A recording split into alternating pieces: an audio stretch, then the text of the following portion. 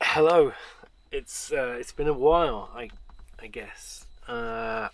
We are, as you saw via the intro, we are back in Scotland, and currently we have gone near Gretna Green, took a left, followed it as if you're going down to Galloway and Dumfries and all that sort of stuff, and that's the start of our adventure to Scotland. So we're back. Seems really weird to be back in front of the camera, and seems strange again, as in like trying to get the confidence back to talk in front of the camera. Like today, we got here about 1 o'clock ish after a little stopover in Penrith on the way up, and we've been for a walk today. There's like a castle not far away, and there's like a walk through the woods and all that sort of stuff, which is really nice. And I took the camera with me and all that, and it felt really weird to be seen by other people walking along with a camera in my hand and talking. It probably sounds bizarre, but yeah, I think it takes some getting used to again. So every day's a school day again. So our plans for now we're back in Scotland. I am going to stay this side, west coast of Scotland. I'm basically going to just follow the coastline around, hoping to meet up with some friends and then jump onto the Isle of Arran, and just chill out from around there. So that's it really. I haven't got real many other plans apart from just to chill out and relax and go and explore and all that sort of stuff. We did have an issue over the past couple of days. I've got like a whale hot air 4G or whatever it's called heating system. It's a gas heating system as well as the diesel heater. The gas heating system's been working fine, no issues. Filled up with LPG the other day, parked up overnight, no warning signs coming on the heater element locking me out. So been unlocking it and all that sort of stuff. It came up with I've got no gas as the warning sign, even though I just filled up a full tank. Tried it a number of times, and I was with a friend Alex yesterday. He saw the fault as well. It just seemed really weird. So I drove today to where I am now. I've tried it a couple more times again, exactly the same error code and all that sort of stuff. I've decided to like go into the back to the fuses, take the fuse out, give it a reset, all that malarkey. Did all that, Still no joy with the gas heater. Left it for a bit, rang up Whale who make the heater, and then I rang up Propex who fitted the heater for me. Spoke to them. They told me to just keep trying it. Tried it. First time it fired up. I was like, typical. As I'm on the phone to them, that it works first time makes me look like a mug, an idiot, as if it was actually working. So God knows what there was the matter with it, but yeah, really weird. What else have we done? Well, yesterday we met up with WebNet fly screens as well. So we picked up the rear door insulated screen, which I've fitted today when I got here, which is really cool. So that is now the final part of the remodel as such, version 50 million, whatever it is I'm on, and there's still more to come. So I'm going to do, after a couple of days I'm going to drive somewhere, and I'm probably going to film a van tour, a proper van tour video. But for now, what I have done recently, and I've done little photos and stuff, is increase my solar array. So how I harvest power to 600 watts of solar, so to give me on top of my 2 beta Bs. If me and my friends' calculations, I could harvest 1.4 kilowatts of power on a sunny day, of course, but having the ability to harvest 600 watts up to 750 watts of power through solar, and obviously the 2 beta Bs, gives me a better chance of harvesting power over winter. I then have added a third lithium battery, so I'm now up to 300 amps of lithium battery, and I wired all them in myself, which is really cool. So it gives me, I'm able to do them all quicker, and means I'm able to store more power. And I know it's not dark yet, it's not winter as such, but I've been waking up in the mornings, and my average amp consumption over a day and a night is 20 to 30 amps, so I've been waking up around 90% so far. So fingers crossed we're gonna have a really good winter in terms of harvesting power, storing power. That's the plan. I have fitted a bigger inverter.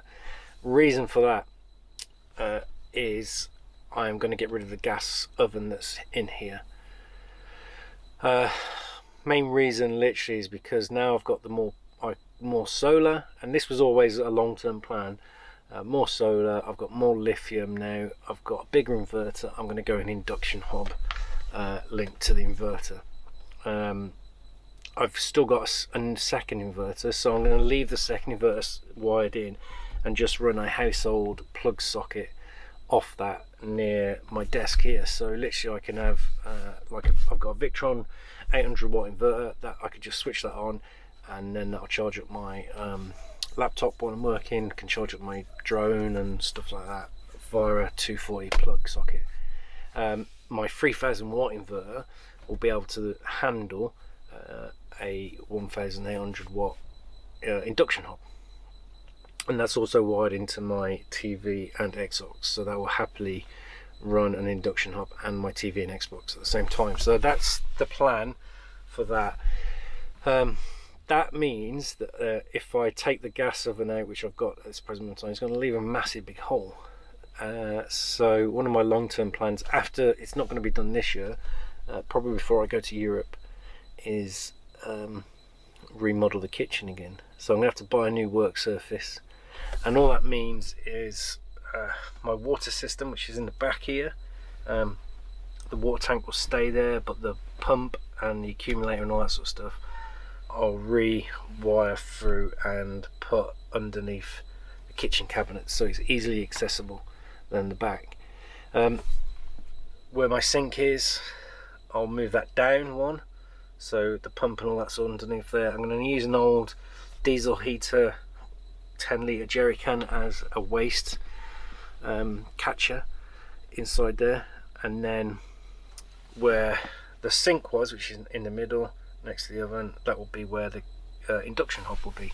So I'm going to go less gas reliant and more electric reliant, but I've got the ability to, like I say, harvest more power and store more power, which will give me the chance to cook on electric. And that would just mean I'm going to reconfigure like the table area. So I'm going to put the induction hob controller, I'm going to put some plug sockets in there as well onto the work surface area. So literally that'll all be, like say, linked to my 3000 watt Renogy inverter, and then my plan is off that I could stick my little slow cooker, my air fryer, all that sort of stuff off the 240 plug sockets that are on the kitchen area. So that's my future plans in here. But as the moment for this winter, we've got all 4 thermal screens in. So the side door, the bulkhead, the slide window, and the rear door. We've got the bigger roof vent, which is better insulated than the previous one. Yeah, we've got the Alexa, we've got more battery power, more solar, we've got the outside lighting finally rigged up. So we are just now waiting for obviously the onset of proper winter and daylight hours switching back and all that sort of stuff, to see how we can survive.